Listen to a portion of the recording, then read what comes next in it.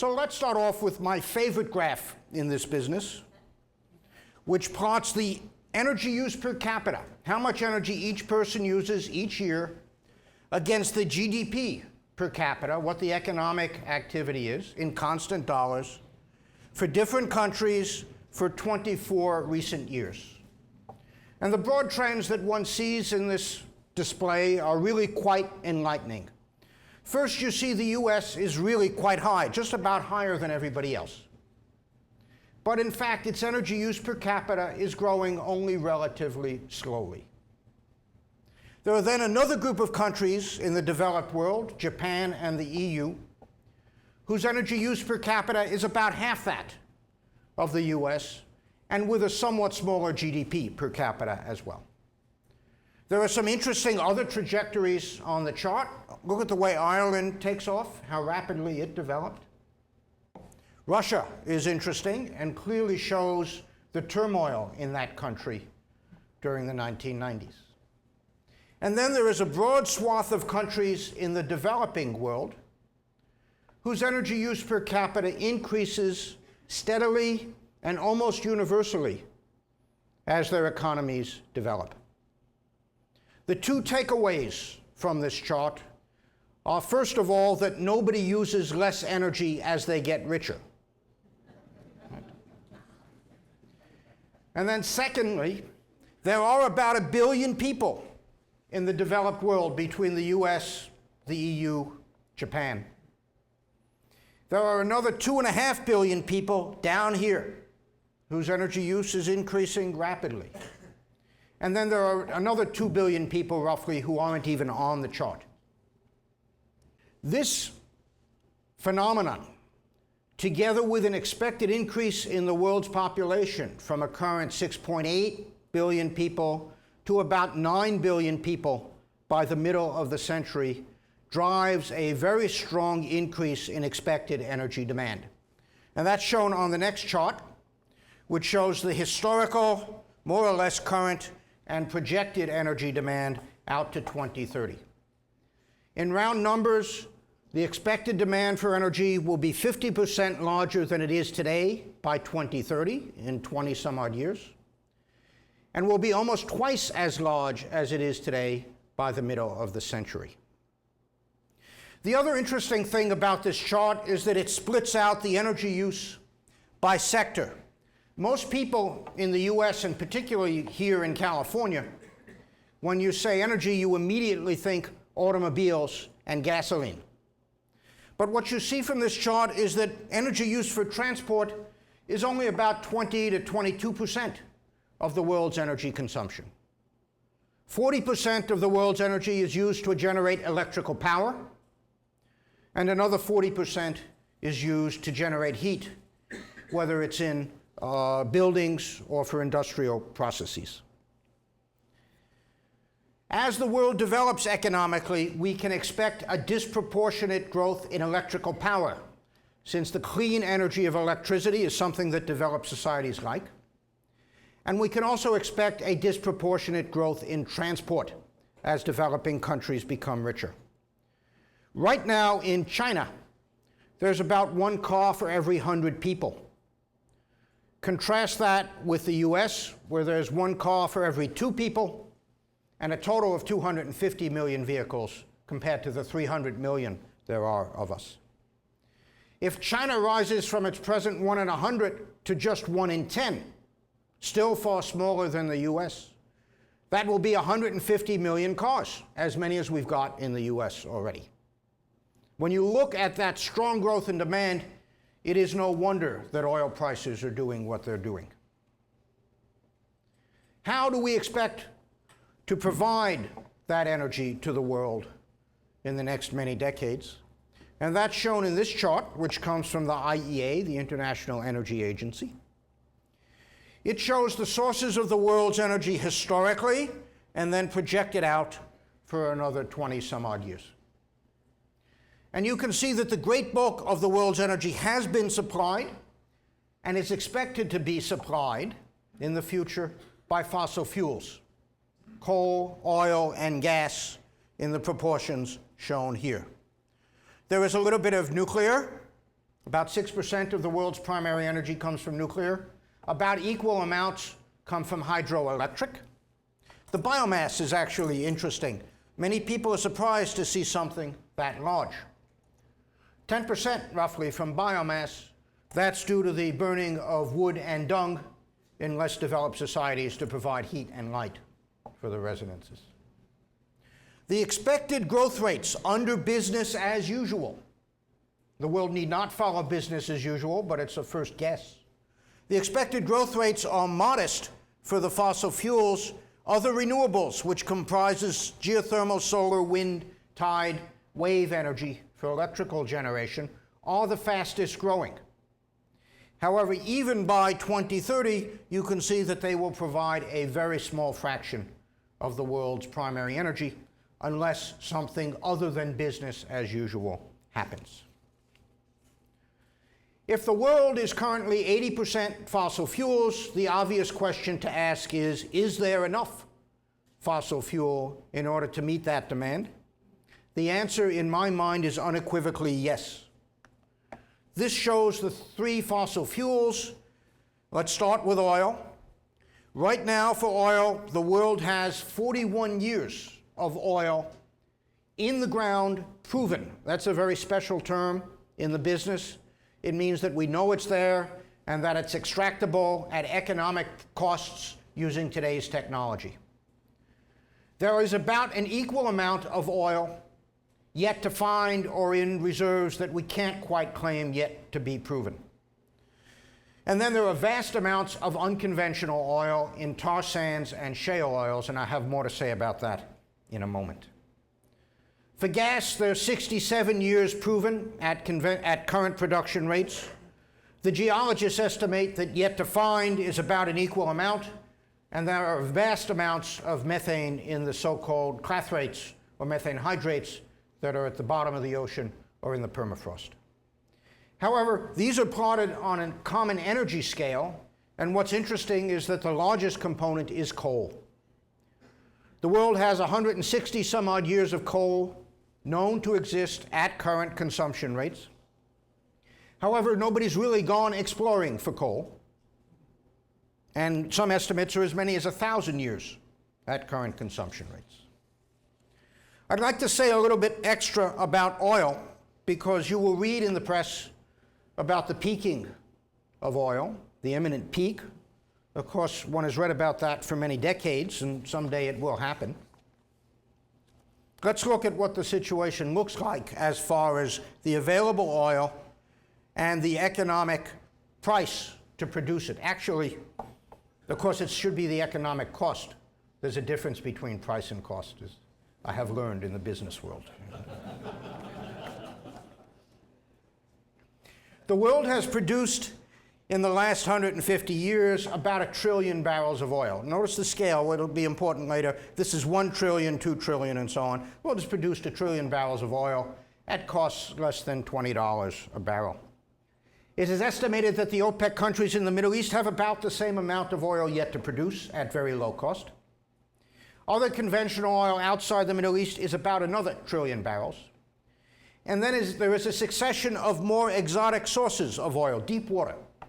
Many people don't know that it's now possible to operate, as BP and other companies do, in the Gulf of Mexico in 6,000 feet of water, drill down another 20 or 30,000 feet, and get the oil out economically. An amazing engineering feat.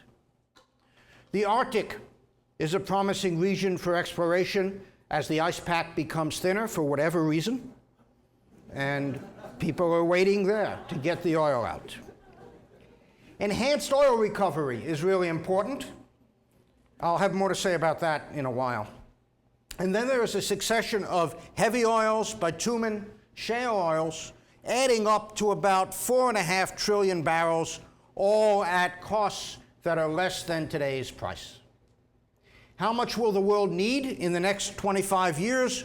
The world will need the width of this red bar, 1 trillion barrels.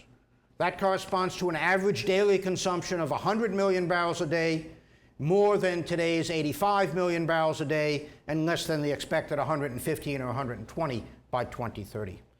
So it looks to me like there is plenty of oil in the ground. As my colleague at BP, Mike Daly, likes to say, the peaking of oil is not so much about the situation below the ground as the situation above the ground. The politics, the economics, the technologies involved. Now, one of the things that, of course, gives us pause when we talk about oil is the fact that the oil is not located where the consumers are. At least the easy oil is not located where the consumers are. This chart shows for the world's 3 largest energy markets, North America, Europe, and Asia Pacific. For oil, those regions consume 78% of the production every day. Yet they have access to only 10% of the conventional reserves. For gas, those regions consume 61%, but have access to only 15% of the conventional reserves. While for coal, the situation is much more evenly matched. The US, which is a big consumer of energy, has a lot of coal, and China, which is a big consumer of energy, also has a lot of coal. And so you might expect, other things being equal, that we will see a resurgence of coal around the world as concerns grow about the security of supply associated with oil and gas. And in fact, that is happening. There's another issue associated with the geographical maldistribution of oil and gas, and that's more organizational and business-like than it is technical.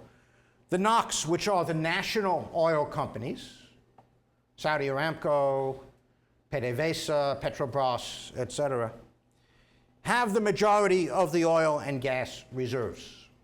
The OPEC 11 countries have 65% of the reserves. Other countries outside of OPEC, like Russia, also have substantial reserves. The international oil companies, the IOCs, whose names are so familiar to us, Shell, BP, Exxon, etc., have access to only about 10% of the reserves. And what's also interesting is that OPEC produces less than 40% of the oil consumed every day. Beyond the issue associated with security of supply, the expectation that we will be able to keep oil and gas flowing, there is the issue of climate change. We have very likely detected significant anthropogenic influence in the world's climate, and there is every expectation that as CO2 emissions continue to grow, assuming that we cannot rein them in, that will have an increasingly strong effect on the world's climate with uncertain but potentially very undesirable consequences. The real question is, what can we do about that? And in order to answer that question, you have to understand something about the science of CO2 that I want to just go through rather quickly for you. Let's have a look at the emissions, how much carbon in gigatons per year the world has put up as the result of fossil fuels historically, shown on this line, and how much it will be emitting under business as usual projections. I might remark that this chart was done, I think, in 2005 by my friends at Princeton, and at that time the expected growth rate in emissions was a compound 1.5% a year, or equivalently a 67-year e-folding time. In recent years, carbon emissions have actually gone up at 3% a year. And so that curve is actually even rising faster. Of course, the emissions are how much we put up into the atmosphere every year. What matters for the climate is the concentration. And the science is such that about half of the amount emitted each year stays in the atmosphere. And the time scale for it to disappear from the atmosphere, there are many, but the dominant one is about 1,000 years. Effectively infinity for the times that we care about. And so the carbon, once we put it up there, effectively it's there forever. That has sobering implications for what we need to do about cutting back on emissions. Because if we manage to make a small change, modest change in emissions, according to that green graph, for example, it will result in a correspondingly modest change in concentrations, but because it lives for a long time in the atmosphere just keeps filling up. And so if, for example, we might believe that 600 parts per million of CO2 is a danger line, reductions of this sort only delay but don't prevent the concentration from crossing potentially dangerous levels. In order to rein the concentrations in, we need to make drastic reductions in our emissions. This graph on the left shows the emissions trajectory again under business as usual, and shows a set of green trajectories, either the solid or the dashed green line, which will get you to stabilization at 550 parts per million. The blue and the red would get you to 500 or 450 parts per million. There is, of course, a good deal of uncertainty and controversy in the climate science community about what a safe level would be. My listening to the dialogue suggests that 550 these days is probably on the upper end of what people would consider safe. An increasing number of people are talking about 500 or even lower. And we will discuss in a bit how we might be able to get there or not. Another feature of these curves, by the way, is that they all go down by the end of the century. We've got to cut our emissions by a factor of 2 by the end of this century, and that is in the face of an expected doubling of energy demand by the middle of this century. When you get beyond the science, then you start to ask, well, where are the emissions coming from? And this graph is pretty similar to what I showed you for the energy story. We now plot how much CO2 is emitted per person against the economic activity, and it looks pretty much the same. The US, pretty flat. Actually, the US went down this last year. Somewhat surprising. We see other countries, the UK, relatively flat, declining slightly, Japan going up strongly, et cetera, et cetera. Two interesting things about this. One is that France is low compared to the other countries because France gets 80% of its electricity from nuclear energy. Also, Brazil is low compared to what it was on the other energy graph because Brazil gets a good fraction of its transport energy from carbon neutral ethanol, and Brazil has a lot of hydroelectric power as well. One other interesting thing about this graph is that you look at these curves and you say, who might be virtuous and who might be making trouble? But you have to be careful because, for example, the UK has a lot of its manufacturing coming from China. And so what fraction of the emissions from China should we credit against the UK? And in fact, somebody at Oxford published a paper within the last year saying that when you try to do that accounting, the UK, rather than going down, actually goes up by 10%. It's a global problem. We have a global economy. We are all in this together. The fact that these emissions vary so much around the world has sobering implications. Emissions in this century are going to be dominated by those from the developing world. Emissions in the last century, and most of the CO2 in the atmosphere, is due to the developed world currently and its emissions during the 20th century.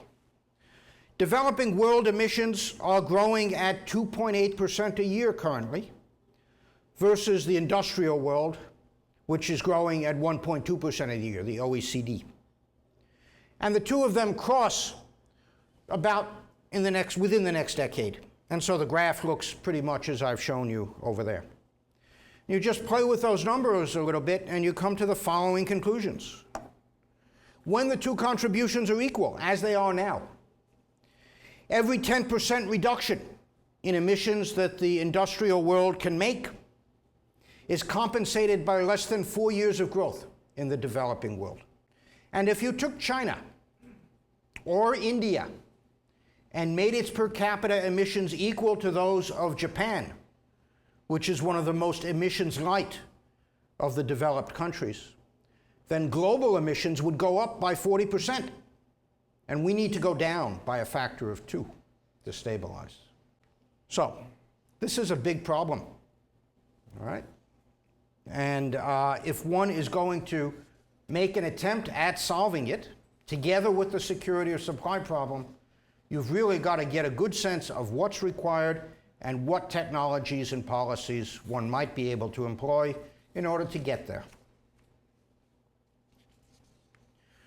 Before I go on to talk about some of the responses, it's good to remember that greenhouse gas emissions come not only from energy use, but from other human activities. As shown in this chart, which is a few years out of date, but the numbers don't change all that rapidly, you can see that energy, mostly CO2, accounts for about 2/3 of the total greenhouse gas emissions.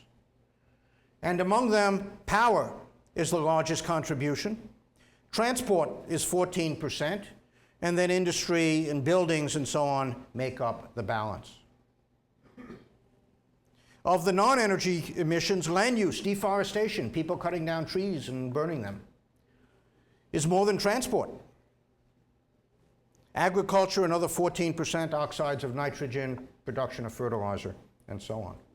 And so if we're going to get serious about reducing greenhouse gas emissions, there are lots of things to worry about. All right, with that very quick tour of the energy landscape, I'd like to try to summarize for you what one should take away from that in order to think about responses. There are really three great energy problems. The first of these is energy poverty. For about 2 billion people in the world who need clean fuel for cooking and heating, and they need electricity for lighting. Providing even a modest amount of light in a village that doesn't have it is a tremendous improvement in their standard of living. And so, in fact, not to minimize this problem, but just to say that those folks are so energy impoverished that if you made a significant difference, you would not have much impact on how hard it would be to solve the other two problems. The second problem is the issue of security of supply. Providing reliable and economic energy largely for transport. It is mostly about liquid hydrocarbons. It's really hard to beat liquid hydrocarbons for transport. That's why we use them. The energy density in oil or diesel or gasoline is 50 times better than the best battery we can make right now, and it's comparable to TNT. That's why we use oil, gasoline, diesel for transportation. The other great problem is greenhouse gas emissions, and that's mostly about CO2 from stationary sources. Transport, as you saw, was a small fraction of the energy emissions. About 22% of emissions come from transportation. This is about power and heat. As we think about solving these problems, I have an attitude that's a little bit different than saying there are many possibilities and we need to try them all. I think we have to identify, develop, and implement the most cost-effective and material solutions. You have seen that we need to make big changes if we're going to solve these problems. Cost is important. Not only dollars, society has a finite amount of resources to devote to this, but it also has a finite amount of brain power. It has a limited amount of time to deal with greenhouse gases, about half a century. And it also has a finite tolerance for change. And so I think we need to figure out what are the most important and cost-effective things for us to be doing. The first thing to realize for either of those problems is that you need a little bit of patience. Energy technologies change slowly, as illustrated by this graph. This shows where the US has gotten its energy over the last 150 years. And you can see that the dominance of wood at the time of the Civil War gave way to coal during the Industrial Revolution, which gave way to oil during the mobility revolution of the early to mid 20th century. We see gas coming in as it became available, a little bit of nuclear, and then an even smaller fraction of renewables. The good news here is that technologies change for energy. They change because of demand, because of politics, because of economics, and the evolution of technology itself. But the bad news is that they change slowly. They change on decadal scales. Why is that? First of all, it's got to do with the scale of energy. Energy is about big things and large amounts of material. A refinery can be a multi-billion-dollar investment. Power plants cost many billions of dollars. There's large amounts of material. The US consumes 1 billion tons of coal a year, China twice that much. The world uses 2 billion tons of oil every year. So there is the issue of scale, because things last a long time. The power plants that we're building now, one per week or one per every 10 days in China, will be still emitting by the middle of the century. Things change slowly. Houses, where half the world's energy is used in buildings, last 100 years. Automobiles last 20 years. The second reason that energy changes slowly is because of its ubiquity. The fact that it's everywhere for heat, light, mobility means that there are many interested players: consumers, producers, governments, NGOs, and they often have divergent interests. Those things don't move that quickly. There's also the issue of interoperability.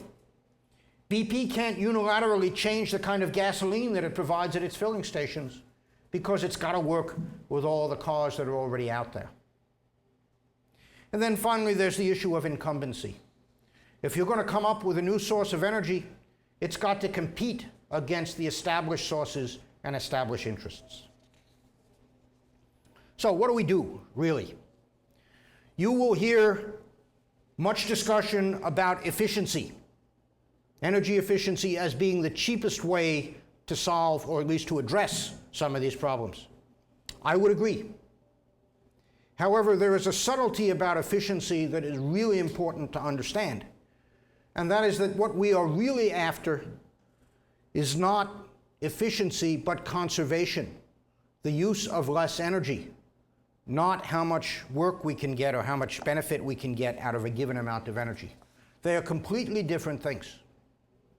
That was realized in the middle of the 19th century by one of my heroes, William Stanley Jevons, who was both an engineer and someone who was helping to invent the nascent science of economics at that time. He was in the UK, and it was the rise of the Industrial Revolution, and he was watching steam engines becoming more and more efficient, and that led him to wonder whether the UK was going to run out of coal anytime soon. And he wrote in a book called The Coal Question the following line: "It is wholly a confusion of ideas to suppose that the economical use of fuels is equivalent to a diminished consumption." And what did he mean by that? Well, let's start by looking at supply-limited situations. Suppose right now that there isn't enough electricity in China to meet the demand for air conditioning, which I think is actually probably the case. If you make air conditioners more efficient, you will not reduce the demand for electricity, but you will keep more people cool. Right? Second great example is US refrigerators. This shows the characteristics of new refrigerators sold in the US from 1947 to 2002.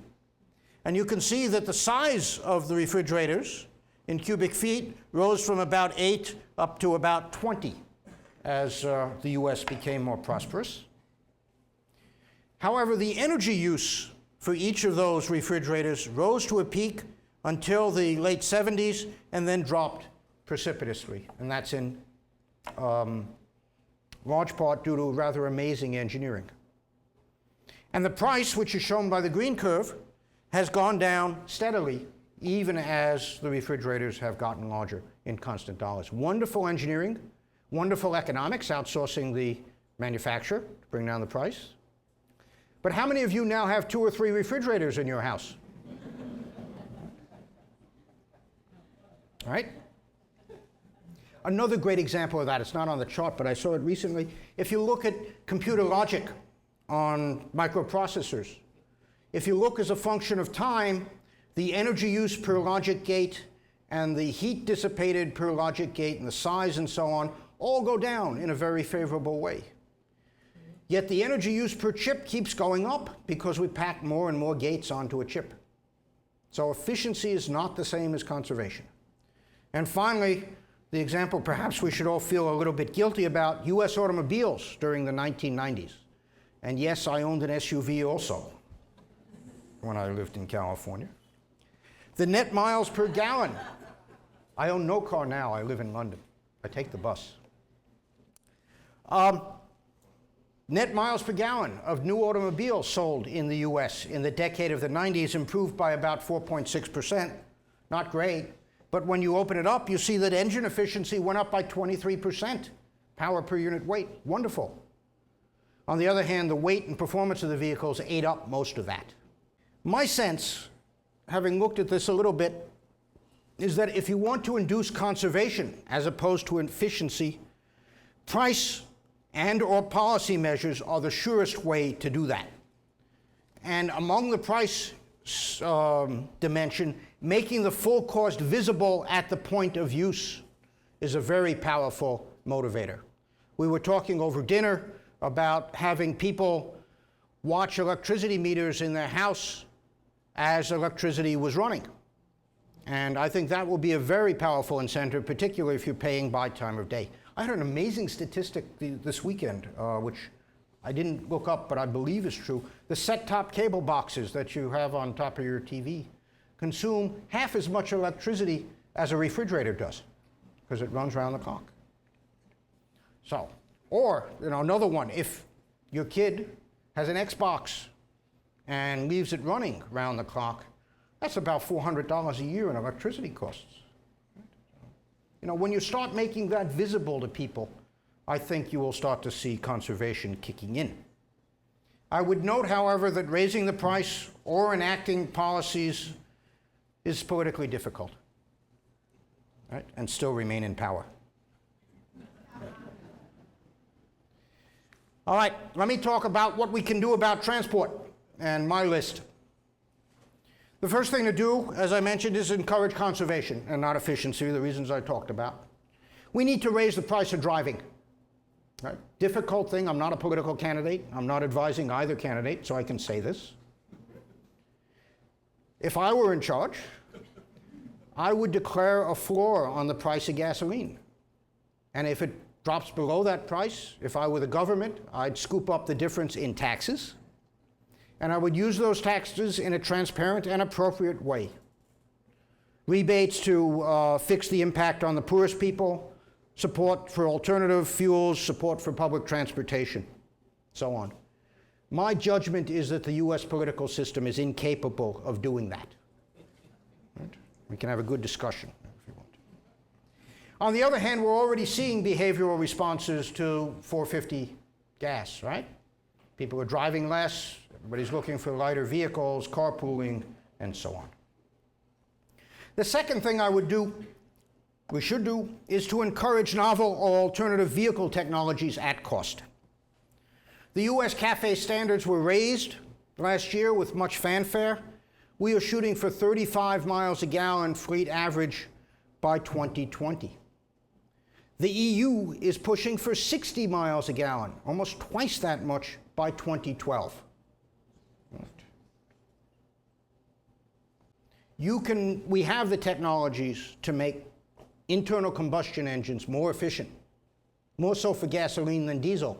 But even for the diesel, we can make it more efficient, 30, 40% more efficient than it currently is. It's only a question of whether you want to pay for it or not. There are technologies like HCCI, homogeneous charge compression ignition, exhaust gas recycling, variable valve timing, deactivating cylinders when the engine is running at speed, all of which can save fuel. Hybrids, certainly. Plug-in hybrids, sure, if we can ever get the batteries that will allow them to happen. I would urge caution on full electric vehicles, in part because the batteries aren't there yet, but also because if we electrify the whole transport system, it's not obvious where we're going to get the electricity from to run it. If the whole US transport system ran on electric vehicles, you'd have to generate almost twice as much electricity as we do now to run them, even if the electric vehicles are more efficient as they are than fossil fuel vehicles. Hydrogen for vehicles, in my mind, is a big no. Even with those steps, it's likely that we're going to have to look for alternatives to ordinary diesel and gasoline from oil. This is an IEA projection showing oil produced diesel and gasoline peaking out roughly about 2060, with the gap in demand. Of course, projecting demand is a really uncertain business, right? You got to project vehicle technologies, economic conditions, social policies, and so on. People do the best job that they can, but nevertheless, there are big error bars here. You can see that there's this big wedge of synthetic fuels and biofuels expected to kick in by the middle of the century. And so what is that all about? What it's going to take is that we encourage with consistency. Because of these long time scales, you can't start something and then suddenly decide we're not going to do it anymore because the price of oil has gone down. We need a diverse portfolio of unconventionals and alternatives. My list would start with biofuels. Right? Biofuels, to my mind, are almost a no-brainer. The world every year takes 100 billion tons of carbon, pulls it down from the atmosphere as plants grow on the land, and then gives back just about the same amount, 100 billion tons every year, in decay processes on the land. 100 billion tons. How much fuel do we use for transport? How much carbon do we emit? 2 billion tons, 2%. You would think that we could tap into 1% of that natural carbon flux to do something about transport. Another way to think about it, simple physicist thinking, fossil fuels, they're carbon, right? 80% of the world's energy comes from fossil fuels. Biology is about carbon.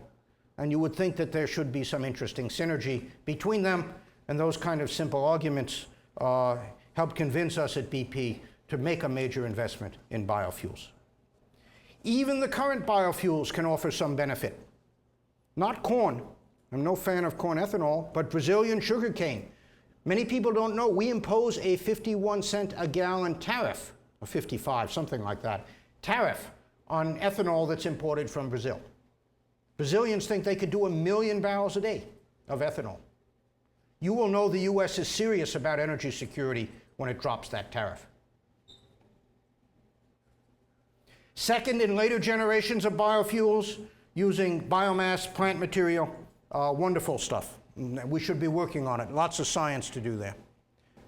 If you want to do biofuels, you need to take the petroleum value chain, which has been refined over 150 years to 1% level efficiencies, and you need to fuse that with the agricultural value chain. And the way we're doing corn ethanol right now is just a complete mashup, to use the modern terminology. You really need to go back to first principles, worry about what plants you grow, how you turn them into fuel, and what fuels you make. What else can we do? Well, you need to realize that carbon is fungible, that we have processes that can take diverse forms of carbon, whether it's coal, natural gas, extra heavy oil. The chemical engineers have wondrous processes that can decorate them with hydrogen and oxygen and so on, and turn them into fuels. In fact, the Germans in the 1920s developed a process to turn coal into diesel fuel. That was perfected by the South Africans during the oil embargo, and is now beginning to be practiced big time in China because of security of supply concerns. This is a projection of what is likely to happen over the next 20 some odd years in terms of alternative fuels. You see a strong growth in gas to liquids, biofuels, ultra-heavy crudes, and so on. All right. I should say that those technologies are not without their drawbacks. Foremost among them is the issue of CO2 mitigation. You produce about twice as much carbon dioxide per gallon of fuel produced as you do if you just dug it out of the ground. And there are issues associated with that, and technologies that could be deployed to minimize that impact. Finally, I think we need to expand conventional production. It's fourth on my list, but it's something we need to do. EOR is important, enhanced oil recovery. Right now, the world gets out 35% of the oil that it knows to be in the reservoirs, only 35%. Every 1% improvement in that is equivalent to the whole North Sea discovery. Right? The BP average is somewhat better, I'm told it's 50%. In order to do better, you need understanding, and we need technology. We need to move EOR from an art to a science, and there's lots of science to be done to enable that. And then finally, there's the issue of the outer continental shelf of the US, as the president just announced this morning. The scale of what's expected to be there is about 80 billion barrels, compared to the trillions of barrels that we need to measure future demand in.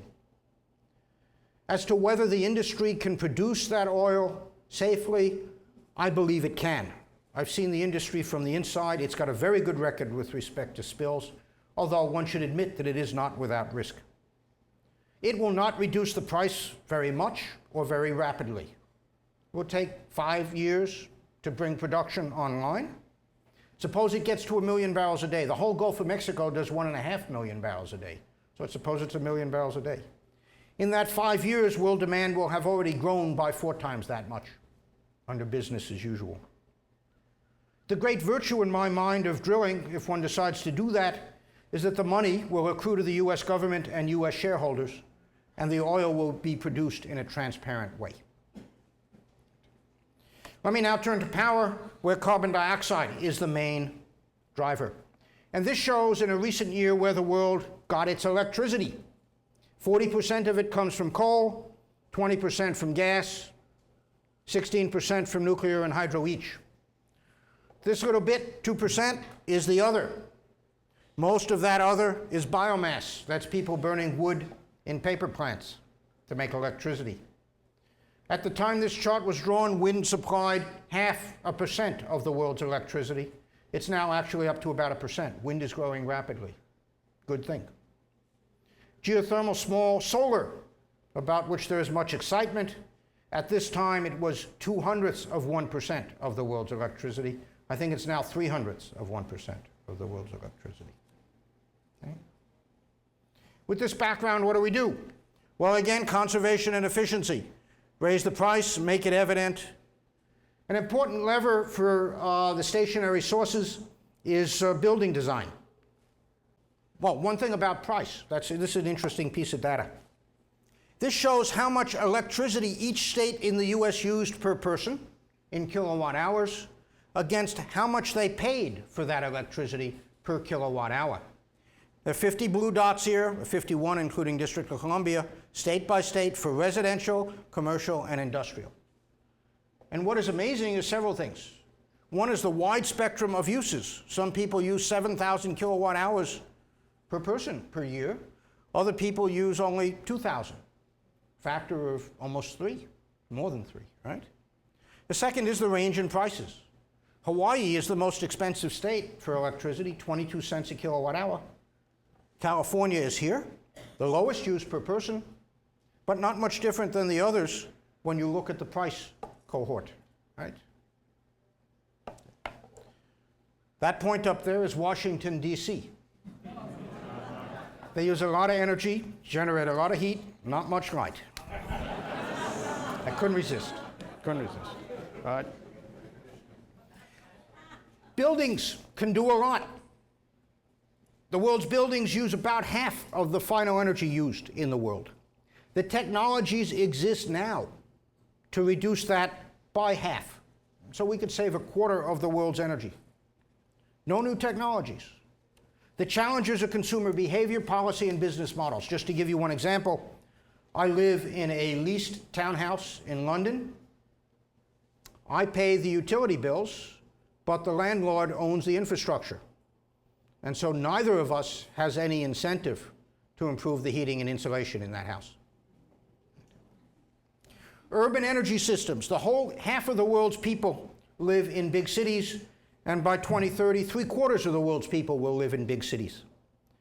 How we design those cities, where people live, where they work, how they get around, how we move goods around, how we heat and cool spaces and light them. Lots of opportunities there, we think. We are funding a program at Imperial College in London, which I like to think of as the engineers do urban planning, which is how you would try to lay out cities in a most energy efficient way.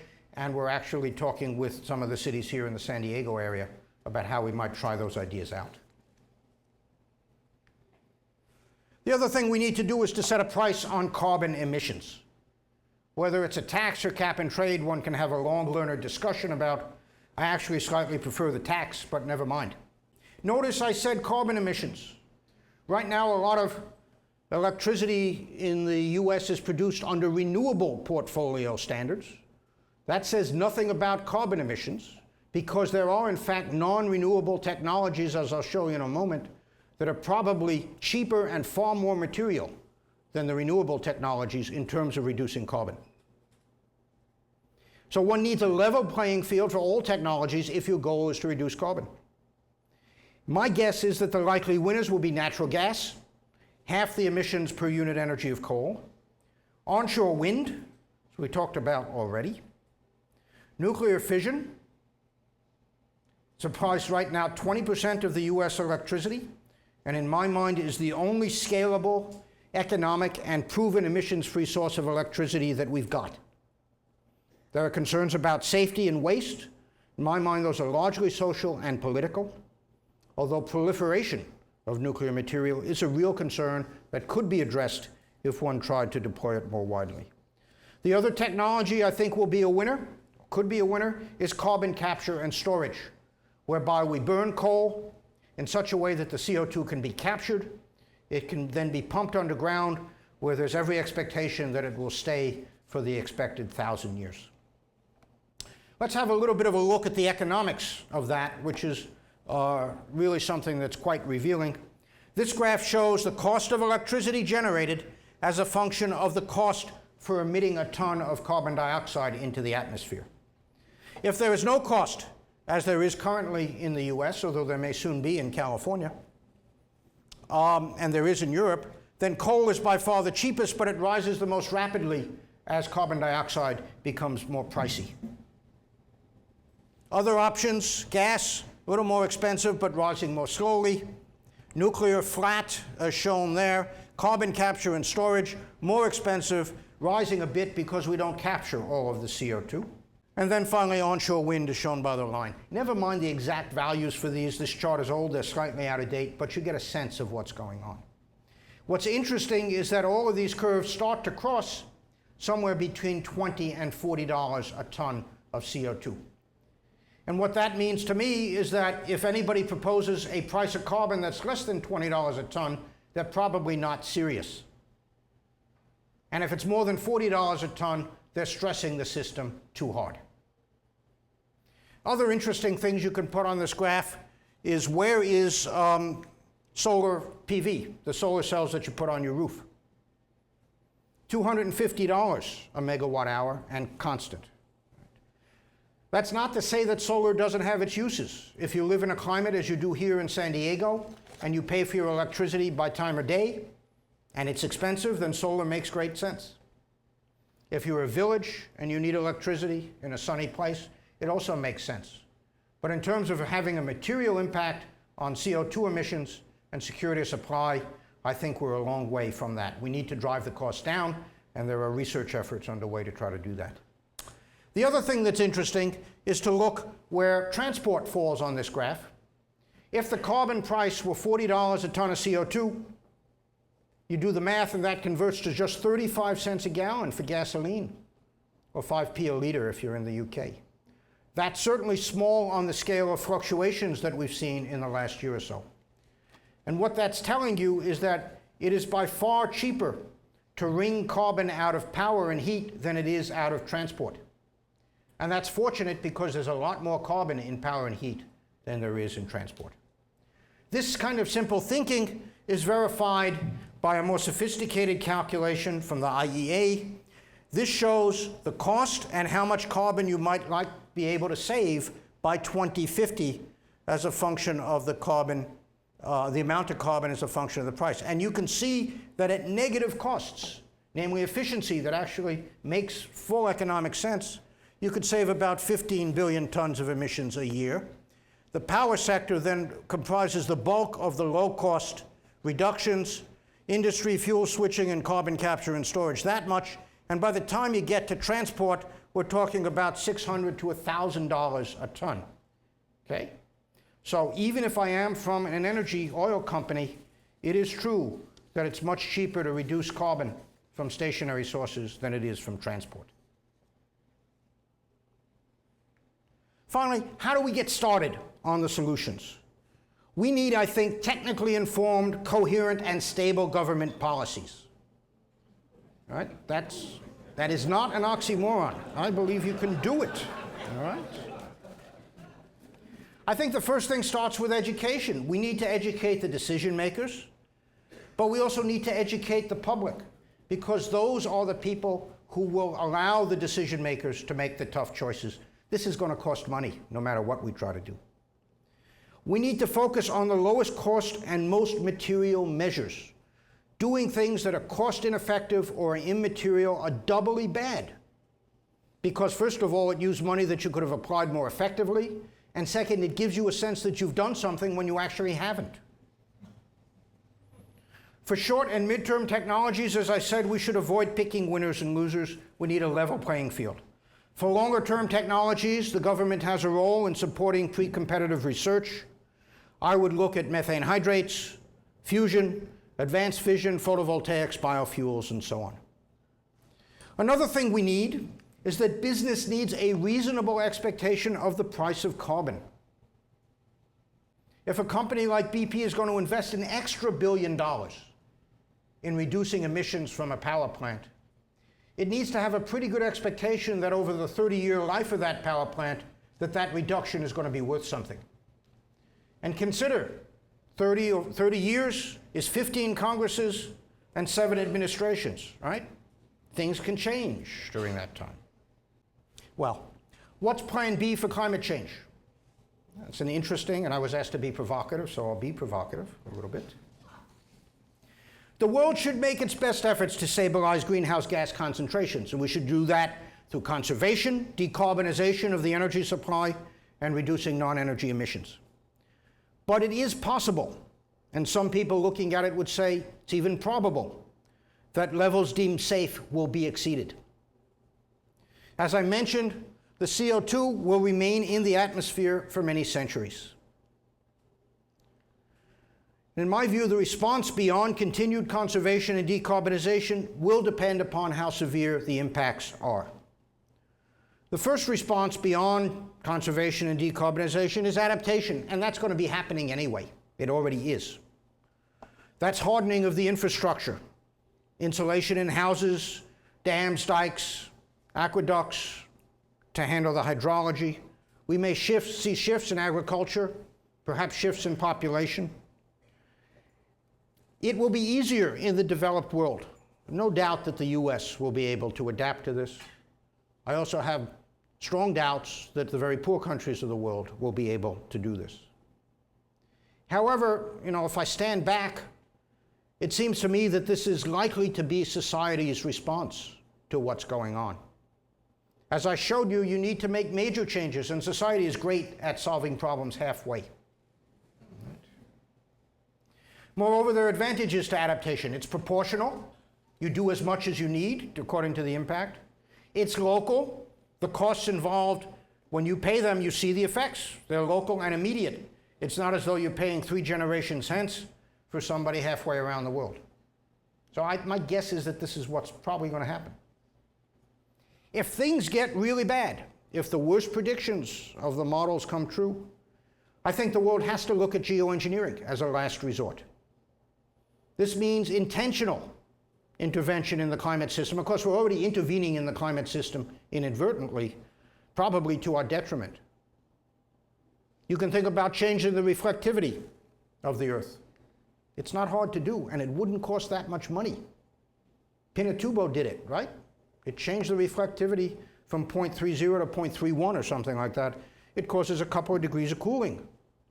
There are various ways you can think about doing this. I don't want to go through it in detail because we don't have time. Not something I think we should be doing in an active way, but as a responsible scientist, I think you got to think about it because, that would really be saving the planet. Okay, let me close with the following thoughts. Energy is only one aspect of the problem that's going to be facing us in the next decades. And here I've taken the term "the problem" from some early thinking in the Club of Rome. We're in the midst of an unprecedented century in human experience, during which the world's population will have almost quadrupled, and the condition of most of humanity will have improved significantly. This is the world's population, what it was the middle of the 20th century and what it will be with some confidence by the middle of this century.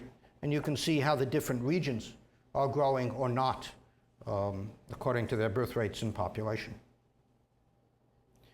The problem is driven in varying proportions by these demographics, the economic rise of most of humanity, globalization that ties the fortunes of distant countries together, the finiteness and maldistribution of resources, and the advance of technology itself. The problem is distinguished by having technical, namely scientific and engineering issues, as well as social issues, economics, politics, and culture. Beyond energy, it is or will soon be manifest in food, water, non-energy commodities, and the degradation of the oceans, forests, and other environments. As I think I showed you this evening for the energy aspect of the problem, dealing with the whole thing is going to require an unprecedented fusion of analysis, policies, and action involving science, technology, economics, politics, and diplomacy. And I think that problem will be the major challenge through the middle of the 21st century. With that, let me thank you for your attention. There is also a URL where you can find that same material on the web. And with that, thanks for your attention. I'm happy to take comments and discussion.